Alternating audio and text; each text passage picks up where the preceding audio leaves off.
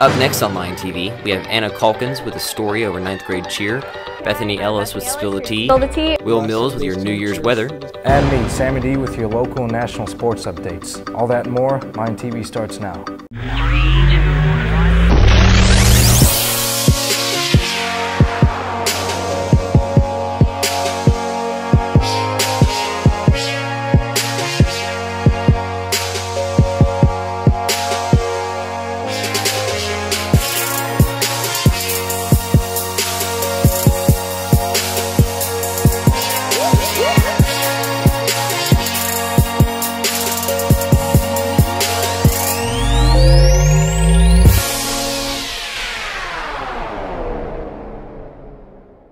Hey Cersei, hi, it's good to be with you this Friday. I'm Justin Camerman. And I'm Maddie Butler. Let's jump right into some announcements. We will have a pep rally today at 2:35, 10th through 12th grade. The link to the privately funded scholarship application at A-State is open for students. The online application is located at www.astate.edu/scholarships and click privately funded scholarships. All students are eligible to apply for these scholarships. The annual deadline to apply for these scholarships is February 1st, 2020.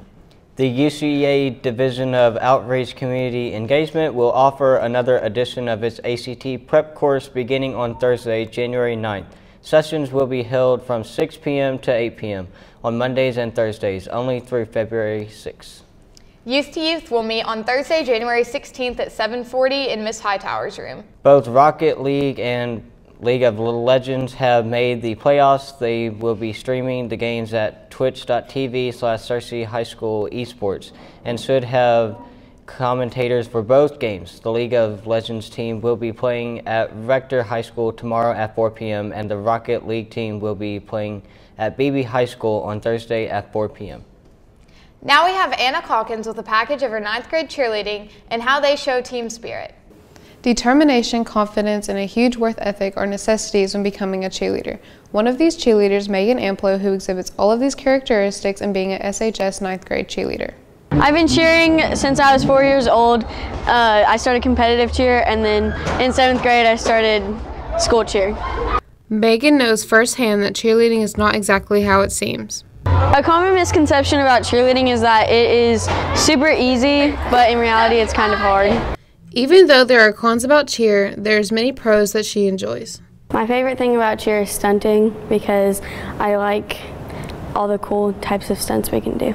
One of my stunts is called the Ruby Slipper, and you start with your hands crossed as a base and you turn all the way around into an extension. She spends most of her time practicing for her next performance.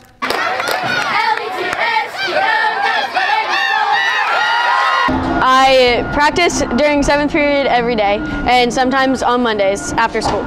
Cheerleading isn't just about being athletic. It also requires a lot of patience and being able to work together to become a successful team.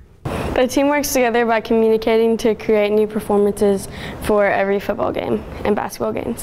The most worryful thing about cheer is probably getting hurt during a stunt because if the flyer falls, it's kind of the base's fault, and since I base, I'm scared somebody's going to fall on me.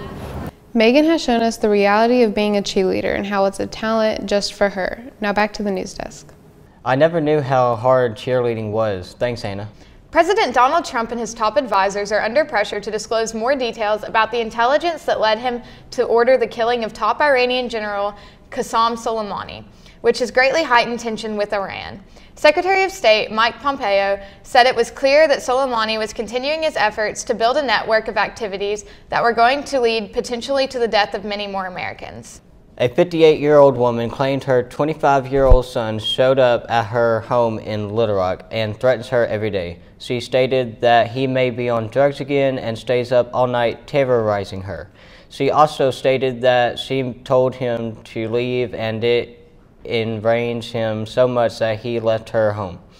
Little Rock police are currently investigating the situation and are helping the Little Rock woman obtain a warrant and an order of protection. Police say a woman is in critical condition and the man is receiving medical care. A witness told police she and another woman were sitting in a vehicle outside the apartment building when they saw two men running up and down the stairs. According to the witness, The men ran down to the parking lot where they were talking and laughing near the car the victims were inside.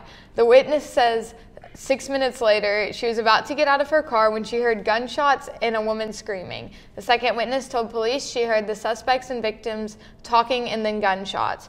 Officers say 3 cars were also hit by gunfire. After the break, we'll have Will Mills with your weather.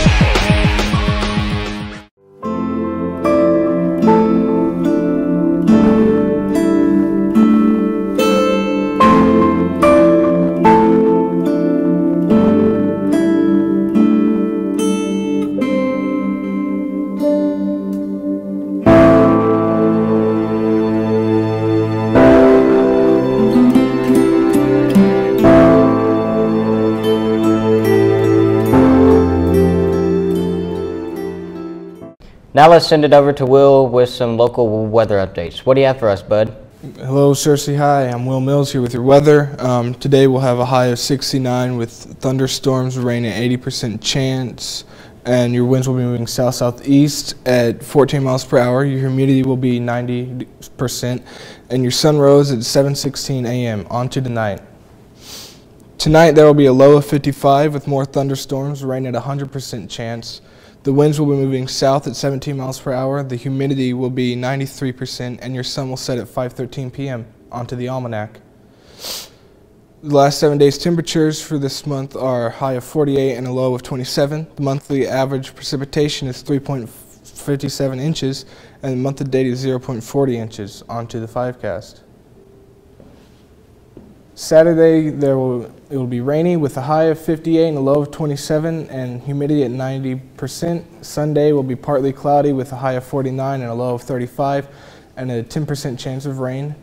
And Monday will be partly cloudy with a high of 59, a low of 44 and a 20% chance of rain. Tuesday you will have AM showers with a high of 65 and a low of 48 and 40% chance of rain. Wednesday will be showers with 66 degrees high and a 33-degree low and a 50% chance of rain. So it's going to be raining a lot. That's going to... Yeah. Sure doesn't feel like January. Wish it was cold enough to snow. Oh. Well, let's see what we're going to have for lunch. Mini beef hot dogs, hamburger, lettuce, tomato, pickles, baked Cheeto puffs, baked beans, pears, and a variety of milk. Be sure to thank our lunch ladies for their hard work preparing our meals.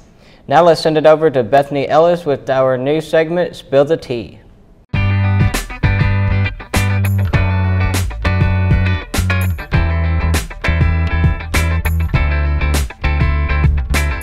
Hey Cersei, hi, I'm Bethany Ellis here to spill the tea on college. Let's jump straight into your questions. Megan asks, can I bring pets to college? Yes. Only Leon College in Batesville allows pets in their dorms in the entire state of Arkansas. However, there are other options if you want to stay with your furry friends after high school. You can choose to live at home if you attend a college in town, or even rent a pet-friendly apartment alone or with friends. The next question is from Marissa. She asks, how hard is the admissions process and how long does it take? Well, most colleges accept the Common Application, which updates every year on August 1st. If you work on your application before then or create an account, you can still transfer your information. Most suggest that you work on your application during the summer before your senior year, or at least by August 1st when the new update is enforced. Christine Chu, a premier college admissions counselor with Ivy Rise, says that students should expect to take about 6 weeks to work on the application. However, you can use the same application for multiple colleges instead of writing out essays and personal information each time you apply. The next question is from Anna. She asks, when should I start applying for college, and should I apply for more than one? Well, the College Board, or the company that is over the SAT and the pre-SAT, recommends that students start applications during the summer of their senior year, or at least by the time school starts. The earlier you start to apply, the sooner you will hear back. You might even get priority for scholarships at some colleges. According to the College Board, to increase your chances of getting into a selective school and to account for colleges you may not have considered before, they recommend a balanced list. A balanced list includes at least 3 reach colleges, which are colleges that have higher average test and GPA scores than you have. 2 matches are colleges that describe your academic status pretty well, and 1 safety school, or a college that you know you'll be accepted to. They should all be colleges you would be happy to attend. Our last question is from a future doctor. She asks, how many years should I go to college, and specifically if I want to become a doctor? Well, you will definitely need to go through quite a bit of extra schooling to become a doctor. Most students that attend college just go for 4 years to earn their bachelor's degree, or even just 2 years to earn their associate's degree. However, you will need a bachelor's degree in order to pursue any higher education past that. You need a master's degree, which can take about 1 to 2 years, and then a doctoral degree, which can take more than 2 years to pursue a career as a doctor. For those that want to pursue a more unique post-secondary education, there are also technical and vocational schools that can teach you specialized skills, such as electronics and automotive technology. That's all I have for you today. If you want to shout out on my next segment or want to ask me about AP classes, DM me your questions at Spill the Tea with Bethany on Instagram. Until next time, that's the tea, sis. Thanks, Bethany. That was some very good information. Now let's send things straight over to Sammy D to find out what's happening in the world of sports.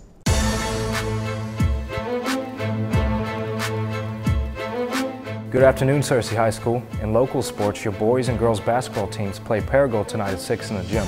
We talked to Freddie Hicks to get his insight on this game. So far, so good. We started conference play this week, so that's where it really matters. But so far, I can't complain. I'm practicing a lot and things like that. I'm just trying to practice, make sure we'll be all right when it's conference home. I think Coach Aaron does a really good job with the practices, make sure we're focused and things like that. So whatever he lays out, we pretty much just buy into it.